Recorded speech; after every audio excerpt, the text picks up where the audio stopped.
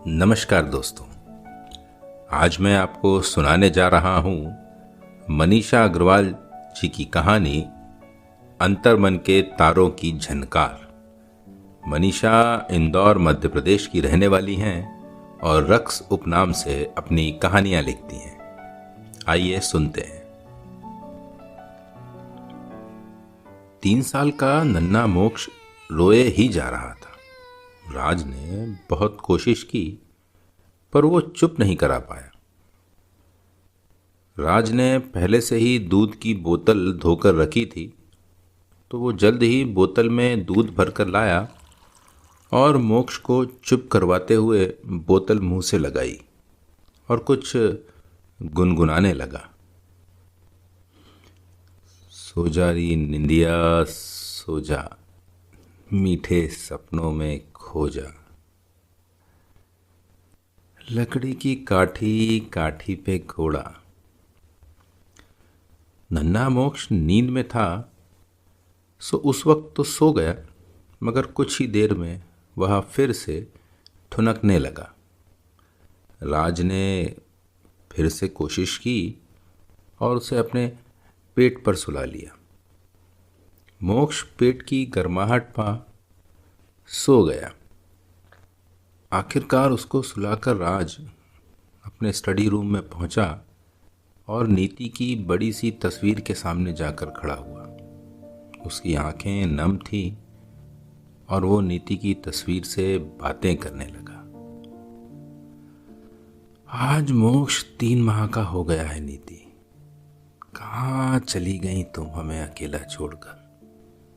कैसे भूलूं मैं वो प्यारे दिन।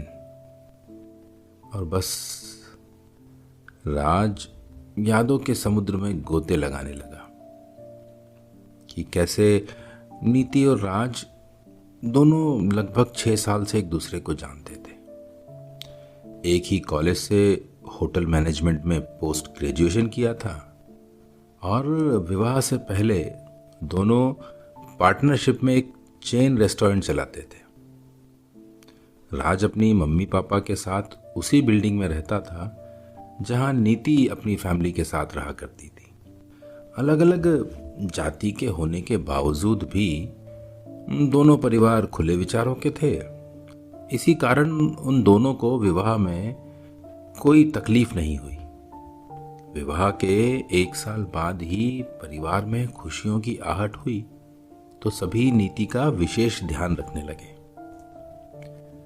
नीति की सासू माँ भारती ने उसे समझाया कि बेटा अब आप अपना बहुत ध्यान रखना, बहुत खुश रहना, अच्छा साहित्य पढ़ना और हाँ, खाने में नए नए व्यंजन बनाओ, खुद भी खाओ, ताकि होने वाले बच्चे को सभी चीज़ों का स्वाद मिलता रहे। नीति हंसकर बोली, जी मम्मी, मैं अपना ध्यान रखूंगी। राज भी नीति का ध्यान तो रखता था, पर समय अभाव के कारण वह नीति को शायद उतना समय नहीं दे पाया।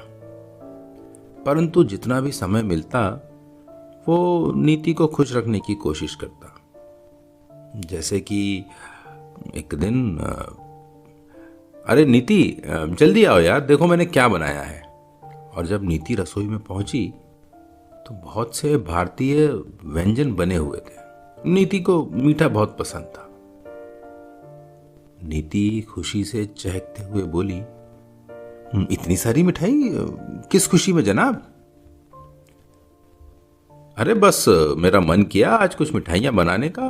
अब घर में इतनी बड़ी खुशी आने वाली है तो मिठाइयां तो बनती ही है ना। बस इसी तरह हंसते खेलते दोनों के दिन गुजर रहे थे। नीति राज को पूरे समय रेस्टोरेंट के काम में मदद करती रही। वो हर बात की चिंता भी करती थी और पूरा हाल लेने के लिए बहुत बार रेस्टोरेंट भी जाती थी। अपने काम का तनाव और कुछ नीति के शरीर में खून की कमी नीति के स्वास्थ्य पर कुप्रभाव डाल रही थी। पर नीति थोड़ी जिद्दी थी। डॉक्टर शमा द्वारा बार बार दी जाने वाली चेतावनियों के बाद भी नीति का काम के प्रति समर्पण कम नहीं हो रहा था। और एक दिन अचानक सुबह सुबह राज ने देखा तो घबरा सा गया। बोला, तुमको कितनी बार मना किया है ना यार कि काम पर मत आया करो, आराम करो।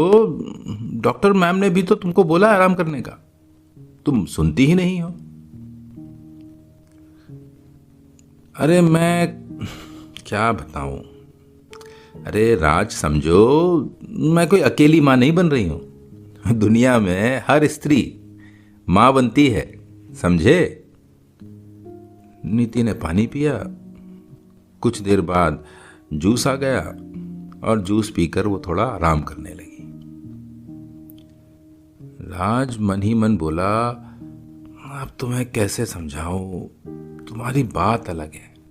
तुम्हारे बेबी का वजन बहुत ज्यादा है और तुम्हारे शरीर में जान नहीं है, खून की कमी है। कितना डांटा था डॉक्टर शमा ने मुझे पिछली बार, और मैं क्या जवाब दूंगा डॉक्टर मैम को। बोलते बोलते राज के चेहरे पर गंभीरता के भाव आ गए। वो परेशानी में कुछ ना कुछ सोचते हुए नीति को लेकर अस्पताल पहुंचा। के अस्पताल शहर का बहुत बड़ा अस्पताल था। डॉक्टर शमा ने नीति की जांच की और बोला, यदि तुम इसी तरह की लापरवाही करोगी तो ठीक बात नहीं होगी। तुम्हें अपना पूरा ध्यान रखना चाहिए नीति। नीति कुछ नहीं बोली और हंसकर रह गई। डॉक्टर शमा ने नीति को बाहर भेज दिया और चिंतित मुद्रा में राज से बात करने लगी। राज और डॉक्टर की बातें वैसे नीति ने कुछ कुछ सुन ली थी, पर उसने किसी को कुछ पता नहीं चलने दिया। वो दोनों घर आ गए। रात को जब दोनों अपने कमरे में सोने की तैयारी कर रहे थे, तभी नीति राज से बोली, राज सुनो ना, एक बात है। हाँ हाँ बोलो, क्या हुआ।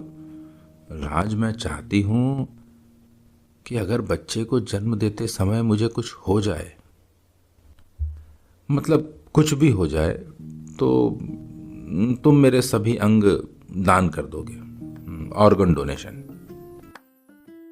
रेडियो सेज 89.6 FM पर आपसे रूबरू है शो किस्से जिंदगी के विद नितिन राठौर। किस्से जो हौले से छू जाएं मन के हिस्से।